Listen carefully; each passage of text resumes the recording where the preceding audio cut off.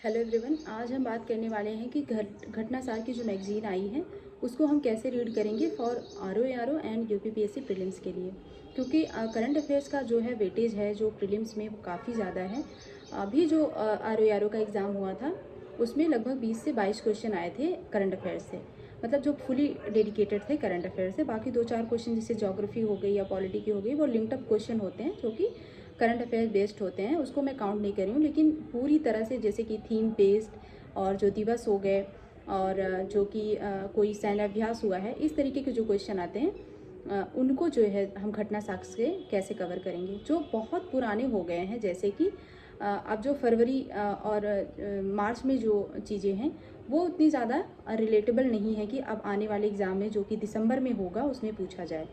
तो last 6 month का जो है करंट अफेयर्स आपको ज़्यादा पढ़ना है।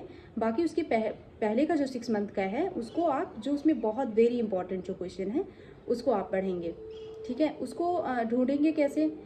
तो जैसे घटनासार की मैगजीन आप पढ़ रहे हैं उसमें से जो भी पहले आप ले लीजिए, अलग अलग कलर की पेन ले लीजिए, उसको जो है मार्क कर लीजिए। जैसे मई का जो क्वेश्चन है उसको आपने किसी कलर से मार्क कर लिया, फिर जून का जो क्वेश्चन है उसको कलर से मार्क कर लिया, फिर अभी जुलाई का होगा। तो इस तरीके से जो है इसको मार्क कर लीजिए और मार्क करने के बाद जो है उसका नोट्स बना लीजिए।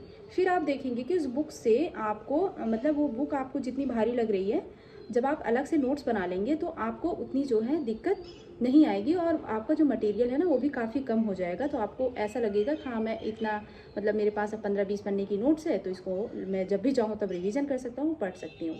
ओके, उसके बाद जो है जैसे बहुत सारी चीज़ें हैं कि जो पहले की हैं, जैसे कि मान लो कोई दिवस है, कोई थीम है, तो उसको जो है आप एक जगह, मतलब वो तो एक एक पन्ने का रहता है, एक एक पन्ने में आप जो है जा करके उसको नोट डाउन कर लीजिए, उसको जो है उसी में ऐड कर लीजिए। तो अब आपका हो जाएगा 25 पन्ना, बहुत ज़्यादा 25 पन्ना।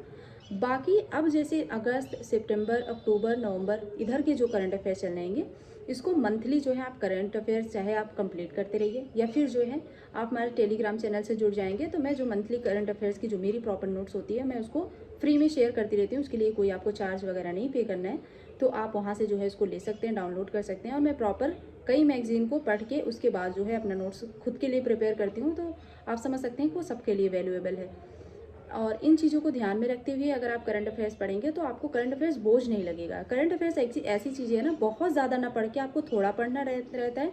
और साल भर का करंट अफेयर्स आप अगर देखें, अच्छे से पढ़ें, तो 50 पन्ने की नोट से आपको 20-22 क्वेश्चन सही हो रहा है। वही अगर आप और सब्जेक्ट का वेटेज ले लें तो इतनी मोटी मोटी बुक जब आप पढ़ते हैं तब कहीं जा करके आपको 15 क्वेश्चन 20 क्वेश्चन मिलता है। तो उसके कंपेरिजन में करंट अफेयर्स बहुत कम चीज़ें हैं और आप उसको अगर बस आप डेडिकेशन के साथ अगर आप पढ़ेंगे तो मुझे लगता है कि आपको ज़्यादा प्रॉफिट होगा।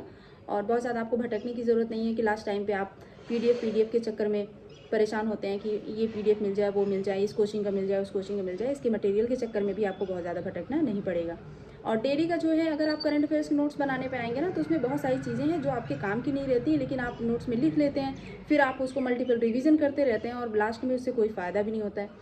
तो इस तरीके से देखिए कि जो यूपीएससी का या यूपीपीएस का जो है जो थीम है कि किस हिसाब से वो करंट अफेयर्स पूछता है, उसी बेस्ड पे नोट्स बनाएंगे तो आपके लिए ज़्यादा वैल्यूएबल है। तो बस इसी के साथ ही अगर कोई आपका और करंट अफेयर से रिलेटेड कोई और क्वेरी है तो आप कमेंट सेक्शन में लिख सकते हैं। चैनल को सब्सक्राइब करिए, वीडियो को लाइक करिए और लोगों तक शेयर करिए। जय हिंद।